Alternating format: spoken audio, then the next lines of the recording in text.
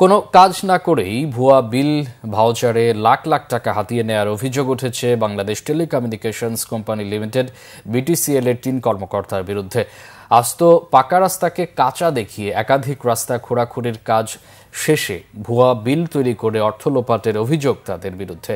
এভাবে অর্থ লুটপাট হলেও যেন কোনো কিছুই জানেন না ঊর্ধ্বতন কর্মকর্তারা। বাংলাভিশনের অনুসন্ধানে বেরিয়ে এসেছে এমন চাঞ্চল্যকর তথ্য। আরও জানাচ্ছেন ইদ্রিস আলম। আমি দাঁড়িয়ে আছি রাজধানীর উত্তরার ৩ নম্বর সেক্টরের ১৪ নম্বর রোডে। আমার হাতে থাকা এই কাগজের তথ্য বলছে গেল ২৩-২৪ শেষে অর্থাৎ ১ বছর আগেও এই রাস্তা ছিল কাঁচা।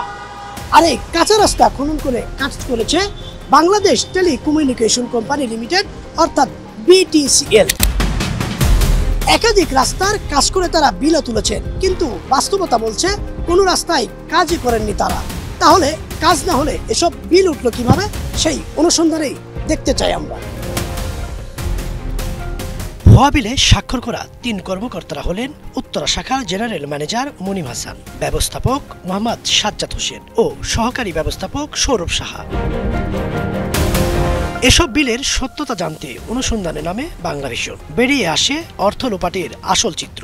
গত বছর যেসব রাস্তা কাঁচা দেখানো হয়েছে, আদতে সেসব রাস্তা বিগত ১৬ বছরেও কাঁচাই ছিল না। এমনকি বিটিসিএল কে কাজ করতেও দেখেনি স্থানীয়রা। তাহলে এসব বিল হলো কিভাবে? রাজধানী উত্তরা ৩ নম্বর সেক্টরের ১৪ নম্বর রোডের চিত্র এটি, যেখানে বলা হয়েছে গত বছর ভূগর্ভস্থ অর্থাৎ কাঁচা রাস্তা খনন করে কেবলের কাজ করেছে বিটিসিএল, কিন্তু ভাউচার আর স্থানীয়দের কথায় মিল পাওয়া গেল না। না, মাটির রাস্তা তো আমরা কখনো দেখি নাই। আমি ২৫ বছর ধরে এখানে আমি দেখতেছি পাকা রাস্তায়। ২০০০ সালে তো এটা পাকাই ছিল না, টেলিফোন কোম্পানি কোনো কাজ দেখে না। উত্তরা ১ নম্বর সেক্টরের ৬ নম্বর রোডের চিত্র এটি। এখানে এই কোম্পানি ২৩-২৪ সেশনেও কাঁচা রাস্তা খনন করে কয়েকটি রাস্তায় কাজ করেছে বলে জানান। কিন্তু কি বলছেন এই রোডের বাসিন্দারা? টেলিফোনের যে তার ঢুকানো হয়, এখানে রাস্তা খনন করে কাজ করতে দেখছেন কিনা? পাই নাই না, বিজিআরসি খোরাখুরি দেখিনি, তবে গ্যাসেরটা দেখছি আর ওই ওয়াসার লাইন টেলে। না ৮ বছরের কোনো তারের কোনো কাটাই দেখিনি। উত্তরা ৫ নম্বর সেক্টরের ৩-এর এই রোড। এই রোডেও কাজ করেছে প্রতিষ্ঠানটি, কিন্তু বাস্তব চিত্র ভিন্ন। এই রোডের বাসিন্দারা বলছেন কোনো কাজই হয়নি। না, রাস্তা খনন করে আমি টেলিফোনের লাইন খোঁজ করতে দেখি নাই। হ্যাঁ, পোলের উপর দিয়ে কাজ করে, কিন্তু মাটি খনন করে এই ধরনের কোনো কাজ আমি দেখি নাই কোনোদিন। মুনিম হাসানের খোঁজে গুলশান ও উত্তরা অফিসে গিয়ে পাওয়া গেল না তাকে। আবারও ৩ দিন পর গুলশান অফিসে বাংলাভিশন, কিন্তু এবারও পাওয়া গেল না তাকে। কথা হয় প্রতিষ্ঠানটির chief general manager Mohammad Mahmudul হকের সঙ্গে। নথিপত্র দেখেই যেন কপালে চিন্তার ভাঁজ। ক্যামেরায় কথা বলতে রাজি না হলেও কিভাবে এসব সরকারি নথি পেলাম, এই তথ্য জানতেই যেন বেশি ব্যস্ত তিনি। আপনার কোথায় পাইছেন এগুলো?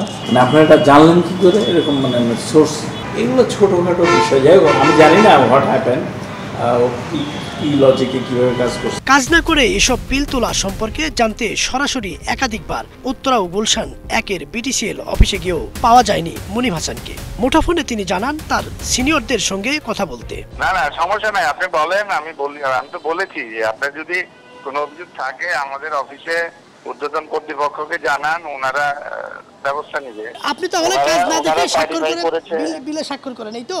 হ্যাঁ, ওনারা প্রত্যয়ন করলে তো আমি সেটা বিল পাস করি। বিটিসিএল প্রধান কার্যালয়ের জনসংযোগ কর্মকর্তা বক্তব্য দিতে রাজি না হলেও চিফ জেনারেল ম্যানেজারের মতো একই পথে হাঁটলেন তিনি।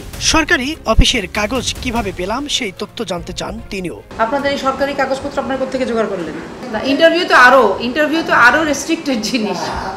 আমার এখানে তো প্রসেসটা এটা, আমি তো অনুমোদন ছাড়া কিছু করতে পারবো না। এভাবে ভুয়া বিল ভাউচার তৈরি করে সরকারি কোষাগার থেকে লাখ লাখ টাকা হাতিয়ে নেওয়া হলেও যেন কিছুই জানেন না ঊর্ধ্বতন কর্মকর্তারা। নাকি সবার যোগসাজশেই এমন হচ্ছে অভিযোগ সাধারণ মানুষের। ইদ্রিস আলম, বাংলাভিশন, ঢাকা।